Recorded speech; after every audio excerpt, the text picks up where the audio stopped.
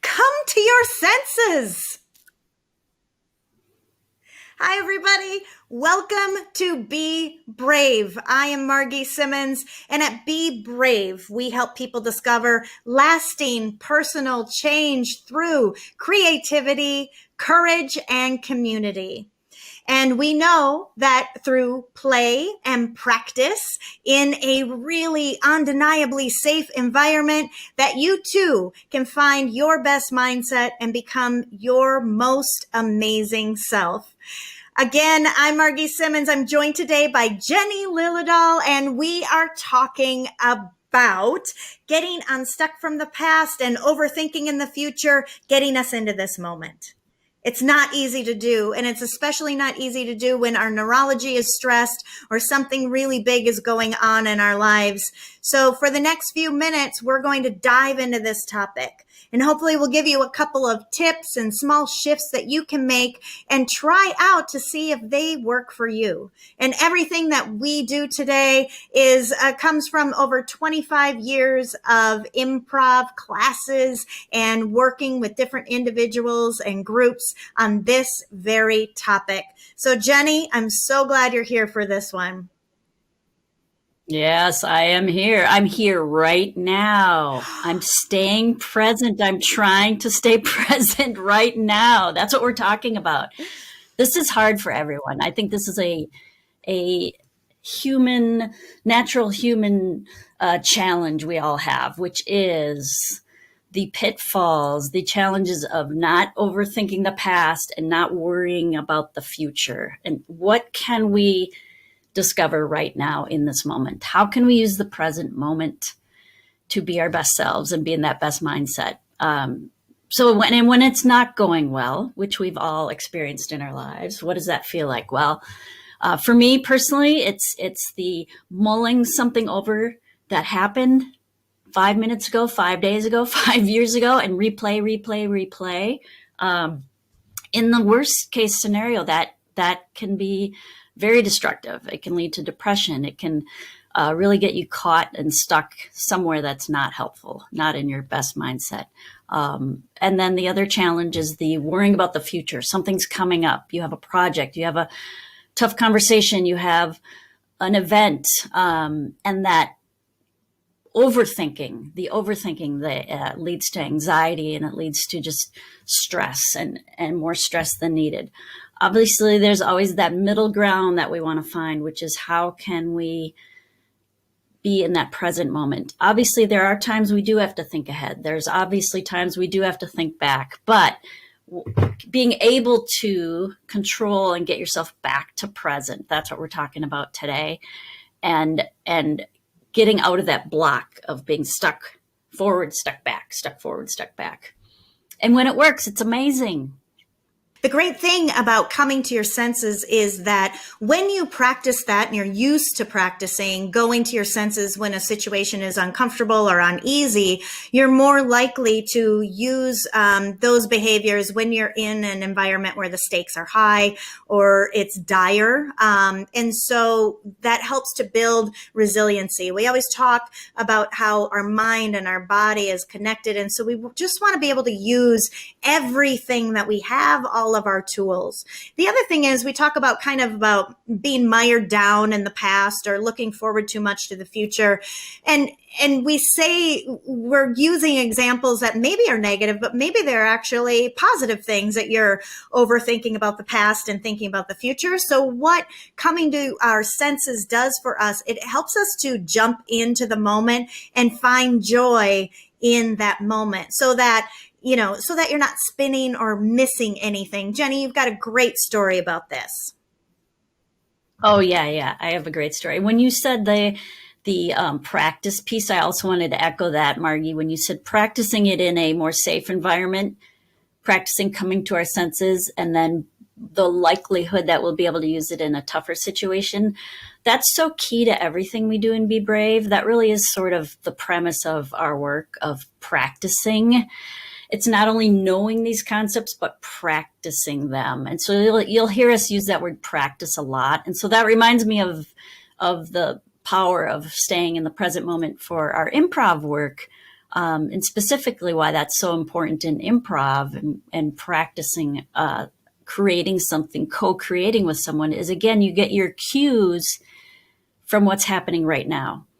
So in the improv mindset, you can't plan ahead. You can't predict what's going to happen. There is no script. So, which is such a great metaphor for life. And so you have to rely on the now. But in real life, you don't always have to. And so sometimes we lose the practice of it.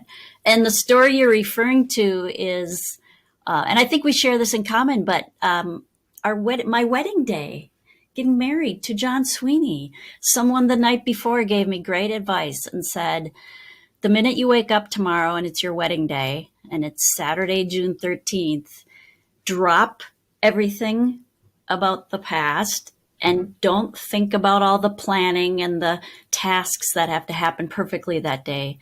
Just stay in the moment and enjoy it. And I'm so glad they gave me that advice because I did it. The next day I woke up and the first thing I did was look outside, and it was a beautiful sunny day. So I kind of went to my senses there and picked some flowers from our garden that I brought with to the church.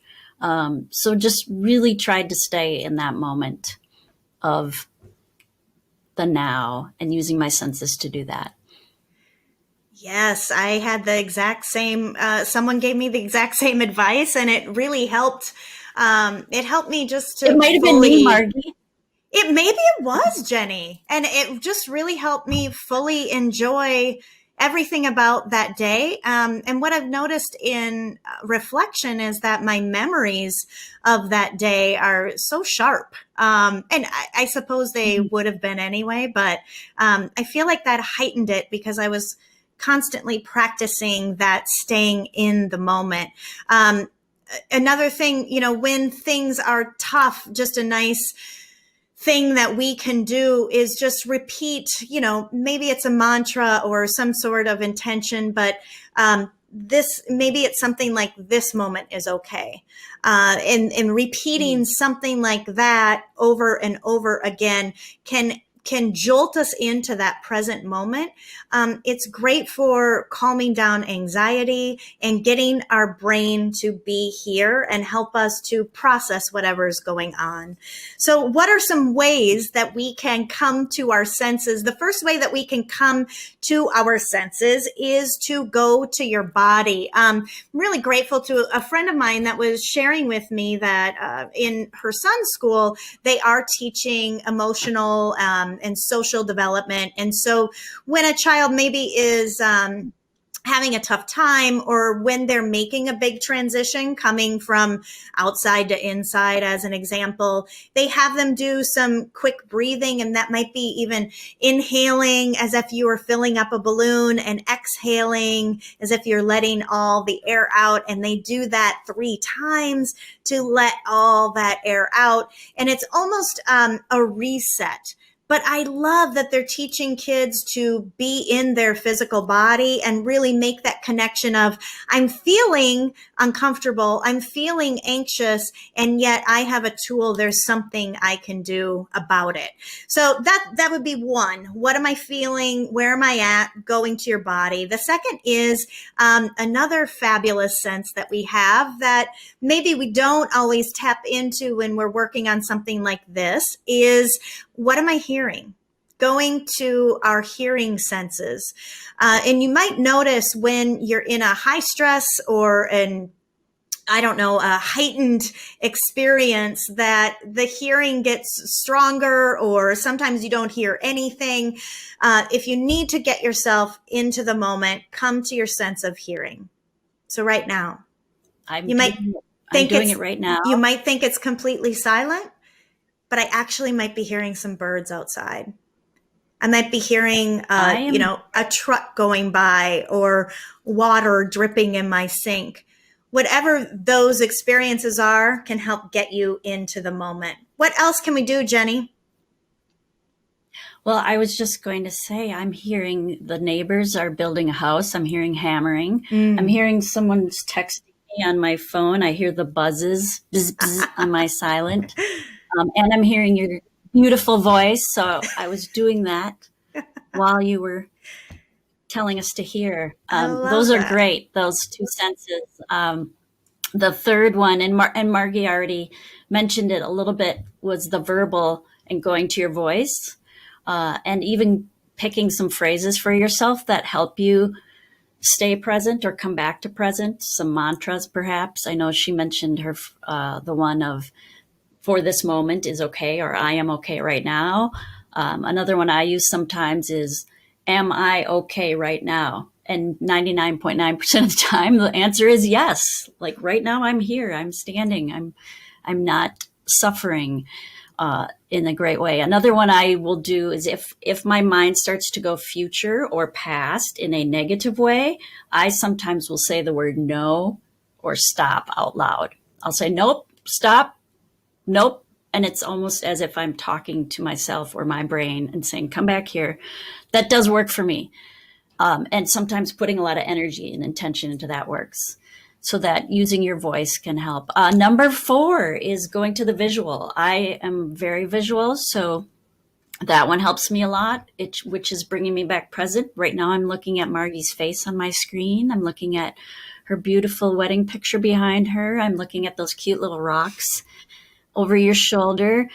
If you can slow your brain down enough to notice detail and really see what's around you, your brain can only do that. It can't also be anxious about the future, worrying, or reminiscing about the past. So that visual one works really well for me.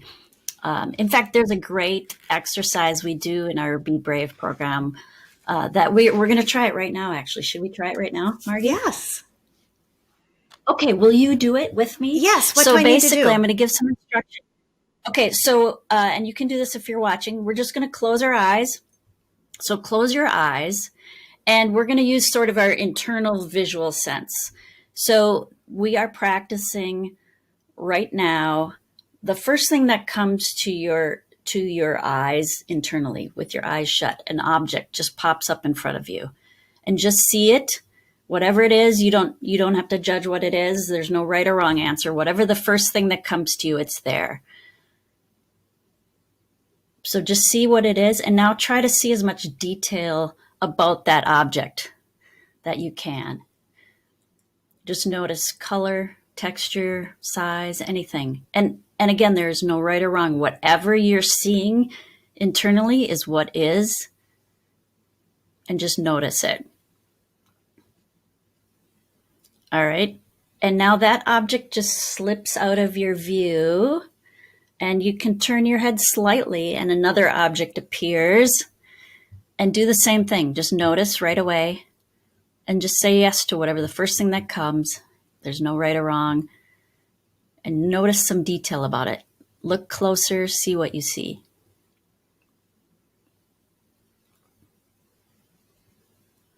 Awesome.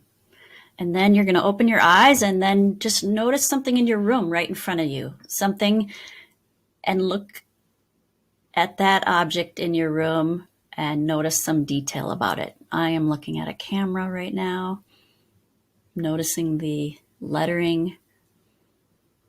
Now try to find something that you normally wouldn't notice.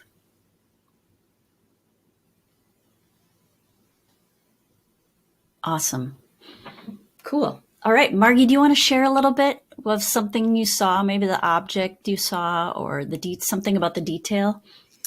What I was surprised, both my objects that I visualized were calming objects for me.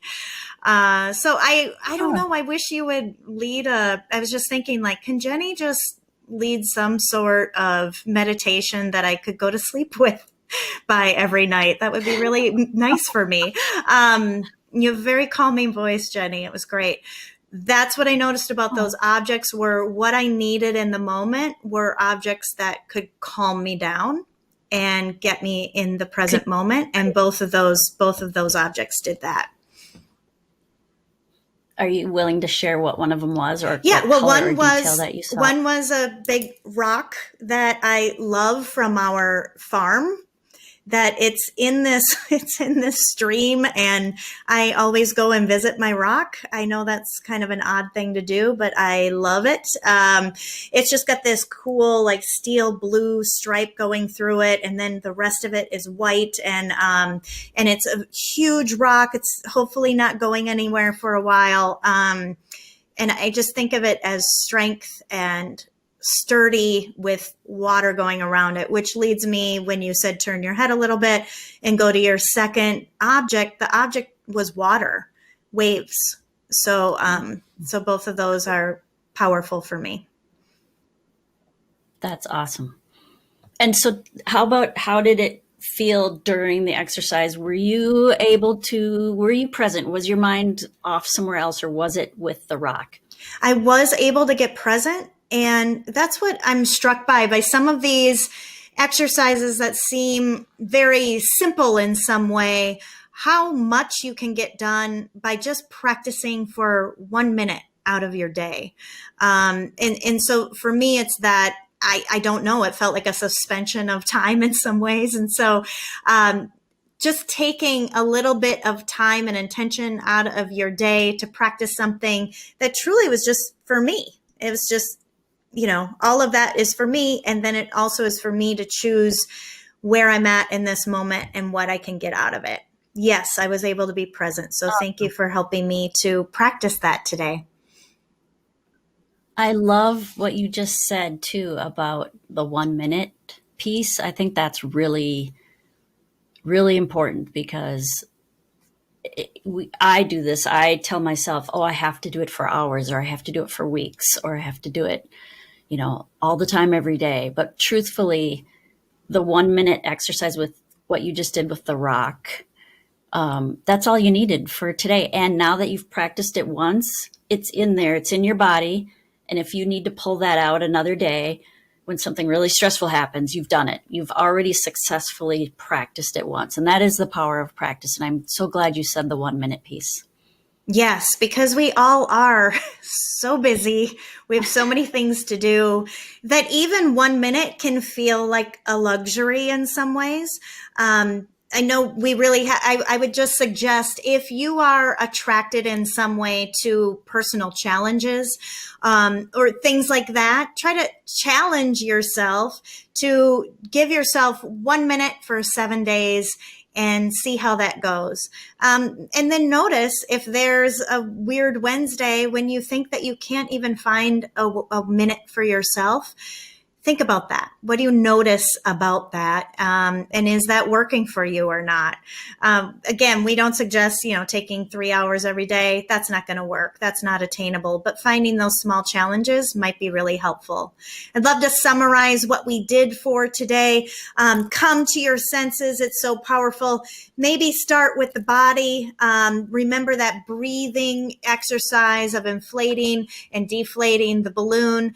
And then second is hearing. What am I hearing? Can I take a moment to help me to get into the moment by accessing my audio sense and see what you notice there? The third is verbal. Maybe that's a mantra or something that you say to yourself to stop that negative thinking, or to help to get you in the moment of just simply saying, I am here. I am here. See if that works for you. And then the fourth, Jenny so beautifully led us through this exercise of the visual. And notice that we could do that with our eyes shut, using our imagination and seeing what we came up with, and then seeing if there's a connection between what we visualized. I love it. Thank you, Margie. Thank you for that summary. So yes, of course, Margie already alluded to it, but your challenge this week, or your practice, if you choose, is just to try playing with your senses, practice coming back to your senses. And again, there's no metric for success that you need. You don't need to measure this and judge, oh my gosh, I was only able to do it for 5 seconds or 5 minutes. Try to leave the judgment out of it when you're practicing, and just whatever you do is fine. And so practice going back to those senses. Pick something. I like what Margie said about 1 minute. You can do it at a stoplight. You can do it when you're driving. You can do it while you're cooking dinner. You can do it while you're checking your voicemail or emails. You can, anytime you can practice this, going back to your senses. Join the Facebook group if you haven't. Please share how it goes. We want to know. We want to know where you get stuck. We want to know where you soar and succeed. We want to hear all of that. We want you to share with each other. Please do that. And take us away, Margie. Yes, thank you, Jenny. I so enjoy sharing some time with you today. And we love sharing time with all of you. So know that we are with you, and don't forget to be brave today.